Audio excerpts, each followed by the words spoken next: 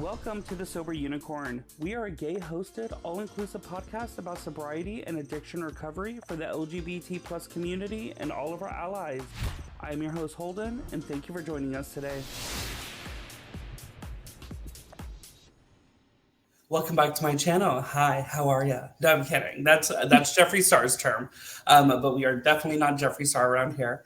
So anyways, this is Holden, of course, here with Sober Unicorn. As always, thank you for coming on and listening or watching if you're on a YouTube platform.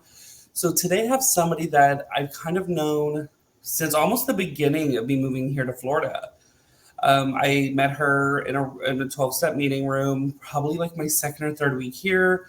And like we kind of pass by, like I go to her work sometimes, of course, eat there, and just kind of hang out. But the thing is, I've heard her story multiple times, and I think it's like a very touching story. There's a lot of bullshit, but this is Sarah. How are you, Sarah? Hi, I'm good. Thank you for having me. Of course, of course. You know what? Your story is very, to me. So, okay, you know Renee. We all know Renee. We know Renee. And when I brought her on the podcast, I said, like, her story is one of those that, like, if this bitch can go through all this bullshit and still stay sober, then, like, anybody can do it. And I kind of feel the same for your story. Like, you went through trials, tribulations, like, you went through so much shit, and, like, you still came out on top. And so it's, like, one of those things, like, if Sarah can do it, so can you. It's funny you say that because when I hear Renee's story, like there's a lot of, like I get a lot of that from her, because like if she can go through like what she's been through, come on, stop. Oh my God, it's just insane on how like that girl is still alive. I don't know. I mean, the higher power had plans for her. Absolutely. So if you want to listen to Renee, she's been on. Oh God, I would have to go look, but she's somewhere on the list. Just go down, find Renee. She's probably like 20 episodes ago, but she has a great story. So does Sarah. So I wanted to bring her on. I made a post on Facebook asking who wanted to be a guest, and she like within like 2 to 3 minutes reached out. That's one thing about Sarah is like she will jump at any chance of like service to help a fellow addict or to just kind of be there for anybody in recovery. So I'm glad you did because I only had like one other message. I was like, shit. For sure, absolutely. So why don't you kind of just tell us like what was your journey like up to the point of recovery? Okay, so like I'm born and raised in Florida, Central Florida. And it was just like a lot of normal stuff. Like I played sports and I was really into music. And along the way, I got into drugs. Like, I mean, whatever, just a little smoking, a little drinking. And then I moved to Massachusetts and really got my degree in hardcore narcotics. And eventually it got out of hand, and as it does. And I decided like I needed to move back to Florida. Like I thought that was the answer. Like just change locations. Let's just forget about this. And I came back to Florida not knowing when I moved back in like 2009, it was literally right in like the pill mill like epidemic and like all that crazy stuff. So I just really hit the ground running even faster. And I ended up starting to like because my drug of choice was opiates. Okay, like that's what I like to do was like the opiates. But then when I came back to Florida, eventually I started getting into meth. I started doing a lot of methamphetamine. And that is where my life, like, I mean, it was already like crap, but uh, like, if you know what I mean? Yeah. Like when you start like that avenue in life, it just took things to places that I never imagined. Like, and I mean, so I went to jail a lot. Like I did. I started going to jail a lot, whether it was for like little petty thefts or driving on suspended, stuff like that. And that would be like the most time that I'd ever have clean. And the last time I was in jail, I was just losing a lot of people. Like I was already losing a lot of people like to fentanyl, and myself included, meaning that like I was addicted to fentanyl and methamphetamine, but like I would overdose all the time.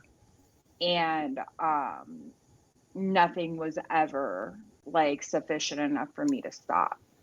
And when I was in jail the last time, here I am not on drugs and losing people like while I'm like in jail. And I had this like profound reaction to it where it was like my first moment of clarity, where I was like, why not try something new? Why not, be selfish about yourself and and like whatever sense of recovery. It sounds more profound now because I didn't know anything about recovery then, but one of the fellowships was bringing in H&I, Mm. and I started going to that. And in that, I realized that like I could be selfish, but in a good way, like about being sober, about, putting myself first and not dying. And yeah, so I got in touch with some people, on the outside, and I got back in touch with my family. They put me back in touch with my sister, and my sister came and picked me up from jail in 2019, April of 2019. And that's where I started in my recovery is I came down here to South Florida for the first time. And I mean, if anybody's been listening for a little bit, you know that South Florida is like the place to go for recovery, it seems. Um, Absolutely. but I, besides coming to Florida for recovery, I feel South Florida is the place to continue to stay recovered because I of course, I've lived in Texas and stuff like that. And coming down to South Florida, man, like the recovery community here is like unmatched with the fellowship, the meetings. Like Oh, for Texas, sure. I can't For find an sure. NA meeting in the fucking a 5 mile radius, and over here it's like you got about 9 meetings around Here, me. there. Like we've got like different areas like that are like you wouldn't even we have so many meetings that we have to have these multiple areas for the same city. Like you got Fort Lauderdale, but yet I can find like meetings for Gold Coast. I can find it for South Broward area. Like there's always something. And like it's nice because it's like starting in the morning all the way to 10 o'clock at night. Like it's, how many times a 10 o'clock meeting has saved my life? Like, That's where I started here in South Florida. Was the 10 p.m. the PM group of recovery, mm-hmm, and like I was there for God, like 6 months right. until I started, of course, with job schedule changes and everything like that. And I mean, I don't. I feel without that meeting specifically, I would be nowhere where I am like Well, that's the today. thing is that like I literally live across the street basically from, the church. And I used to work like a schedule that was like a nighttime, like a second Mhm. shift schedule. So there would be times that like that would be the only meeting that I could like make. So I'm just real appreciative for South Florida and all the meetings and all the conventions and just all like everything, every opportunity you have, like to have fun in recovery. Exactly, exactly. So of course, you and your sister now. I mean, y'all have an incredible relationship. Y'all are living together. So it's like, how did you have to mend that relationship? So my sister's younger than me. She's almost 3 years younger than me, and we weren't like really tight growing up. Like we were kind of like the kind of combative ones that would be fighting all the time. And then when I got into addiction, like I was just off the radar. Like I was more MIA. Like I didn't come around. I'm the oldest, so I felt this like big sense of like disappointment, like to be around her, my cousins, my family, anything like that.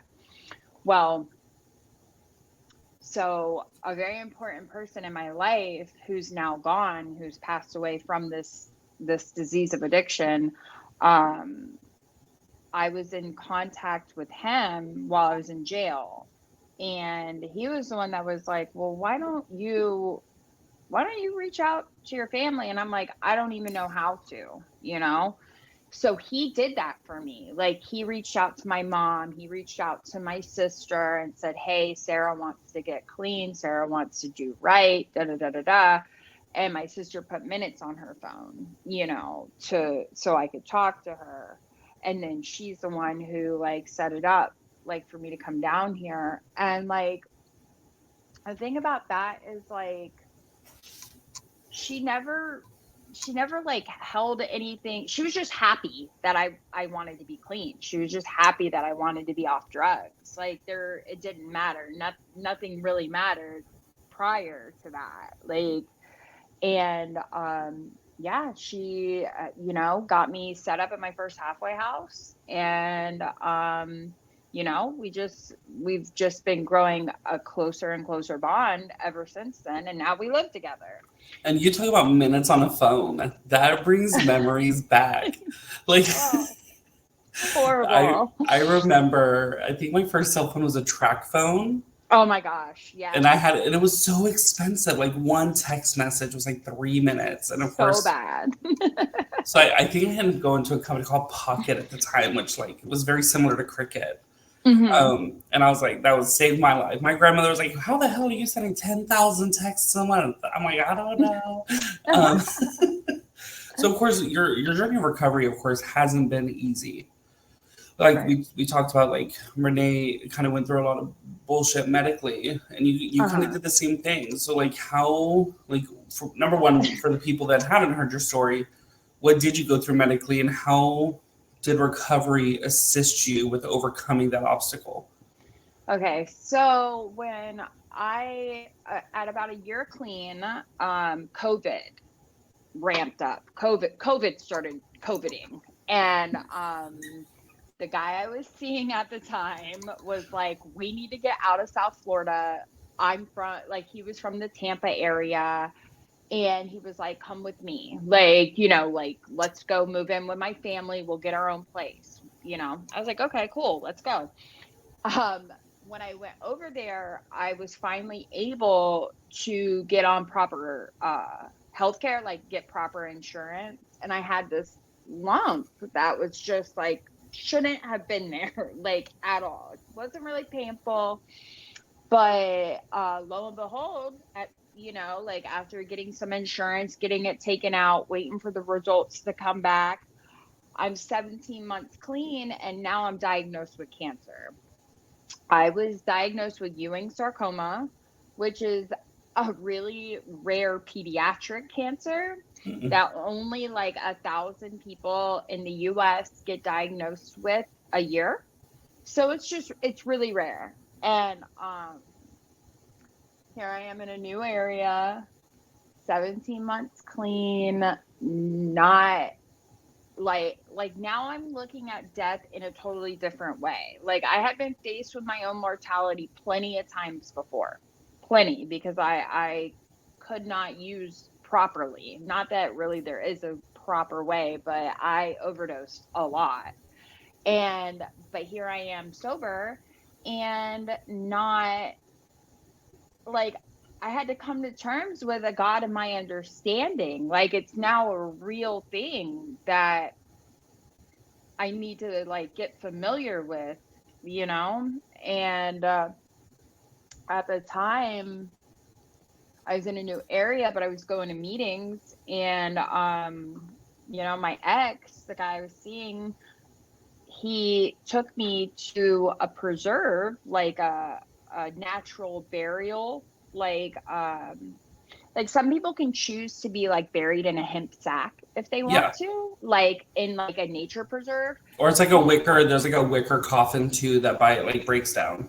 Right. So like he had a friend or his best friend lost his girlfriend to brain cancer, and that's how she was buried, like at this place. And he took me there one day before I started chemo, and he walked me around, and I found God that day. Like, not that I had a God in my understanding, but through Narcotics Anonymous, I've been able to identify my own God and strip away what has been monopolized as what we're supposed to picture God to be. And I had started that process prior, but being diagnosed with cancer made me really like get intimate with it. Mhm. And so I was able to really meet my God that day. I was able to really like come to accept life and death. That was like the beginning of that journey for me.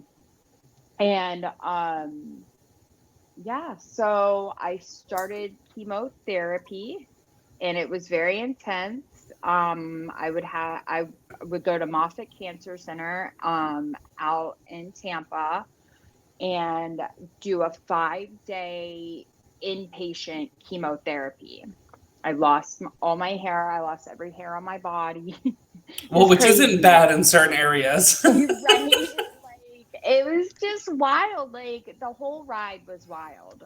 Because I had to, like, as a woman, like, your hair is just something that's just part of your personality, like, just who you are. And stripping all that away from me was like really weird, because like my mom was always like really big on her hair. I remember, to be rebellious, I cut it all off once, like that kind of thing. And yeah, it was some really dark times. I'm really grateful for my boyfriend at the time, him and his family, because like they really helped me get through that. And it was just, you know, I don't sink into victim for too long, because everybody goes through shit like all the time. It just is what it is. But there was a time that like I was like, why? Like, here I am, I'm clean, I'm not using drugs. Why? And like the voice in my head was just like, because you weren't done burning. You just weren't done burning yet. And now you're going to burn completely to ashes, and you're just going to come back exactly how you want to come back. And none of that shit from the past, none of like, it's gone. Like, you're going to become this brand new woman. And that's what I did. I became like, I'm so grateful for the cancer. I am. What I would say a lot of for anybody that's gone through that or had a loved one gone through that, to me, that's a make or break when it comes to God, Yeah. because I know many people that find God through cancer, and then there's the other kind of half that loses total faith due to the cancer. Hmm. So I mean, of course, it's a good thing, as you said, you kind of when you went to the cemetery that day, that you kind of found your God. I think it's you're facing death in the face. The thing is, Right. you were just diagnosed with cancer, don't know if it's going to progress or you're going to be able to fully get rid of it, and now you're looking at possibly where you're going to fucking get buried. Like, Well, it's just, like, things get real serious, like, and then right in the middle of like not in the middle, like it was at the beginning of COVID, when like it was like hyped hysteria, and here I am about to start chemotherapy, and um I can't go out like and just catch a cold, yeah, like, so, meetings were already really hard. Thank God for Zoom, because for a while I was able to do Zoom meetings, but I really like it really got dark for a little while, because like I had never experienced pain like that, like literal pain, but then just like, I don't know, like burning. Like that's yeah. my best way that I can describe it, is like I was literally burning, and I just had to keep telling myself that there was light at the end of the tunnel, even if I couldn't see it. Like, I had to lie to myself. Like, it's going to be okay. Like everything is going to be okay. This is all for something. Mm-hmm. And now I truly believe that. Like I truly feel like I am living my manifestation of where I wanted to go. So, Yeah, and the thing is, before the episode, we talked about fear as well. mhm. So the thing is, of course, with cancer, it goes into remission, and for some individuals, it does come back. Um, so, like, of course, the program, the 12-step program, teaches you to hand over the fear essentially to your higher power. Mhm. So, how do you, I mean, of course, how do you use the program to overcome that fear of like anytime you have to go to the doctor to check back up? So I talk to my sponsor about it all the time. Like, and her huge thing is faith over fear. Like faith, you can't really have both at the same time. And what it is that like now that I am clean, I have the opportunity to take care of myself. Like I have the like I am given this opportunity to actually like keep up with that. And like what I do is like when I'm feeling like funky, like in the mind, I'll share on a burning desire. Like, I don't care how much time you have, like 1 day or 10 years. Like, if you feel like using, we're all still addicts. Like, sharing on a burning desire has saved my life because when I went through chemotherapy, I did use medicinal marijuana, like for my For symptoms. eating, yeah, yeah, yeah. Yeah, and for the nausea, like it was the only thing that could kill my nausea right away. And but I got rid of it as soon as like my chemo like I was done. Mm-hmm. But that could get tricky in your mind because you're like you almost can your addiction can convince you that you don't have a problem with something because you were able to put it down that one time, because you were able to do that. So there are times that like I'll really think that like I can do that. And I've even gotten to the point where like the disease is insidious. Like you will start to think like, oh well, if it did come back, I'd be able to get my card again. Like that is sick thinking. That is sick thinking. I don't care. So like I share about that. And like recently, so I'm right at like 3 years, no evidence of disease. And after 5 years of no evidence, I'm considered like in remission. That's when I'm considered. Okay. And I was having pain like in the area where the lump was. And so what I did is I just went and I went to my oncologist and we did a CT scan and he checked it out and everything like that and it's still good, you Good. know. But yeah, I reach out to girls and my boyfriend is really, he's A right there. boyfriend. I didn't know you were seeing Yeah. any. Okay, we're gonna talk about that later because I didn't know you was seeing anybody. Yeah, we've been together like 10 months, 9, 10 months. Yeah. You must be keeping it a secret because Not at all. that's hilarious. That's funny. So what? So how is your life now? Like, what are some things that you're able to do now that you were never able to do because you were in, of course, active addiction? Um, I'm able to be present and I'm able to just, I don't know, like I don't really need a lot. Like I'm not one of those that you know what? I go to a lot of concerts. Like I've been Hmm. going to, let me tell you, I love music so much and being clean, I'm able to really like dive in and like actually go to all these concerts and buy all these tickets for them. And me and my boyfriend just go to whenever. Like if I want a ticket, I buy it and we go. Like it's silly, but it's something I can do. You You know, know? my first concert sober was oh my god, what's his name? A Cannibal Corpse. Shut up for I am real. not into like the death metal scene. I don't even know if I it's am. class. I don't even know if I it's classified death metal, but my sponsor was, and he's like, "You yeah. gotta come with me, man. It's death metal." And I think it was like Whitechapel, and a Oh my couple. God, that's Hmm. an amazing lineup. Are you kidding? And I That's was like, fine. awesome. Don't get me wrong, the energy was amazing, but like Yeah. being at a concert, being able to stay, listen to the music, watch everybody, and like be able to leave the concert without spending buku money on liquor Hmm. and being Yeah. able to wake up the next day and go right back to work is an amazing feeling. It really is. Like at first there was like a few shows like in the beginning where people smoking weed kind of bothered me.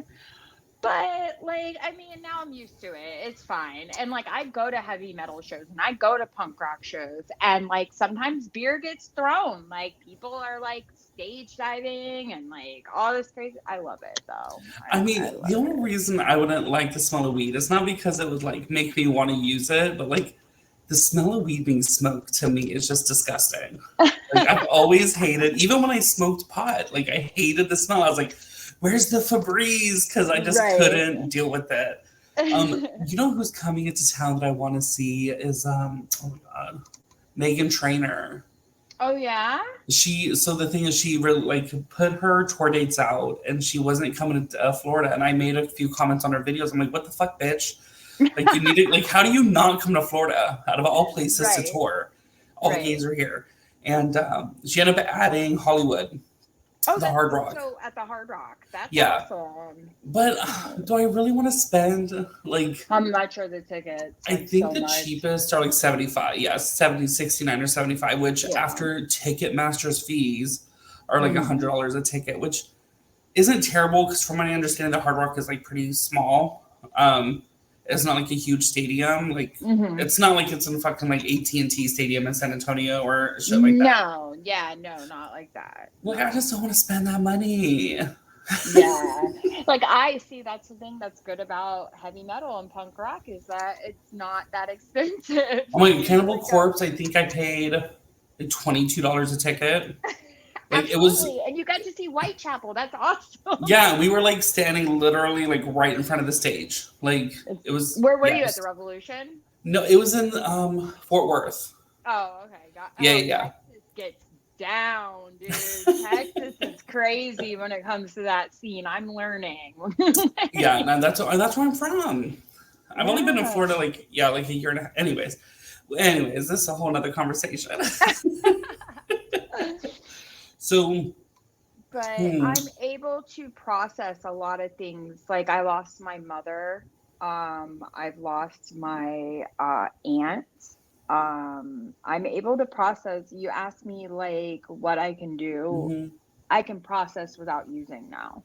You know what I mean? Like yeah, I don't have to have that. Like I do have a relapse in my story. After the cancer, I did relapse. Um, and it was, you know, it was a perfect storm. You know, I broke up with my boyfriend. My mom got really sick. Like she passed away. I'm back in my hometown. The only people who I kept, for whatever I kept connections with, were the only ones there. And so here I am. And this is why you should close the door on things, you know? And, yeah, but thank God for 12-step programs and specifically for me, Narcotics Anonymous, because if it wasn't for me having 3 years clean, I probably just would have, you know, I realized I didn't belong to the streets anymore. That is what I realized. I was like, oh, hell no. No, no, no. Everyone is awake. Cause I was working, I had 2 jobs. Like, but like I had started using again and I'm hanging out with all the losers that I hung out with like my whole life. And I'm like, y'all are older than me. Like, go to bed. Like, what are oh you my god, doing?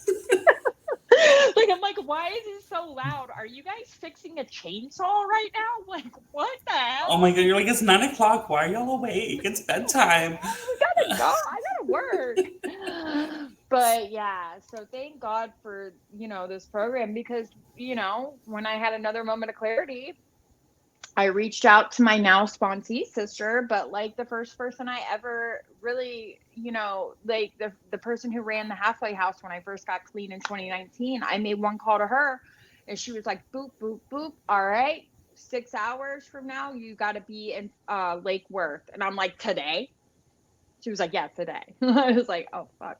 And I I wonder did. if you went. I wonder if you went to. We won't say the name, but I wonder if you went where I work. Once we end the recording, we'll Okay. discuss that because I wonder if you are alumni of the program I'm at now. Well, that I work at, whatever. Anyways, but like, so the thing is death. Like, I want to kind of touch on that because a lot of Okay. people go through it. I mean, we lose a lot of people in recovery when people relapse. Mm-hmm. I lost, probably Jamie was the closest person I had lost. I know Kevin recently passed. There's been a few, Yeah. there's been a few people actually recently that I've seen on Facebook pass. Mm-hmm. But the death of family, like you kind of get used to the passing in NA or in when it comes to drugs. I mean, yes, it's still very disheartening, but it's like, okay, like if you don't do what you're supposed to do in recovery, this is what happens. Right. But how do you like get past the death of, especially of your mom? Like how did you move forward from that? So, my mom had lung cancer, and here's the thing is that my mom lived a hard partying life, smoking since she was probably 8 years old. It was no shock that lung cancer is what took her out.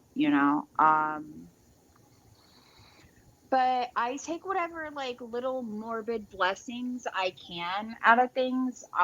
So when my mom fell really ill and me and my sister needed to go take care of her, like the guy I was seeing at the time had just relapsed.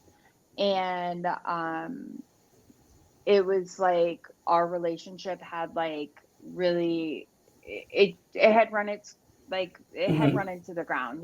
We went through a lot of trauma with my cancer and all that, and it was just at the point where it was time.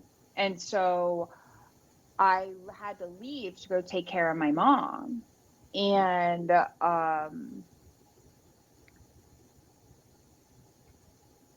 it's weird because, she was like, when I got there, she was fine, like not fine, but like she Mm-hmm. was walking around and stuff like that. And 11 days later, she was gone. Like Oh my it took her, gosh, that was it was, fast. yeah, it was quick. And that was like, I never went, like, that was the beginning of my new life in this like Mm-hmm. weird way. I was able to split from the situation I was in, and I was able to you know stand on my own for the first time pretty much ever, because like even after getting clean, like originally I was, in halfway and like working little jobs, and it was like nothing was too crazy. Like it was still like whatever. And then when I moved in with my boyfriend and moved to the other side, and then I had cancer and and all this stuff. So now, and I fell on my face for a couple months. Like I ended up drinking and hanging out with the wrong people. But that's the that's the hope that I get from it, is that like my mom was able to, by her last like act was to free me almost Mm-hmm. in a sense, and I was able to trip and fall but get back up. And then me and my sister were able to get our own place. A On lot the water. Don't forget on the water, girl. on the water. Yes, I'm looking at it right now. What's funny when But we were looking for a place, I wanted a place on the water so bad. But like yeah. everywhere that we were finding that was on the water was like in Oakland Park, and we Hmm. wanted to be in Wilton Manors. Oh, And okay. almost Yeah. everything on the water here is a house. And like Yeah. houses of Wilton Manors, baby. No, They I know. they they expensive. Even renting, I looked at a house the other day for rent, it was like $4,500. I'm telling you, I'm it like, is. It's crazy out here, man. You got to have a job, a side job, and a hustle to live in South Florida. it is very crazy.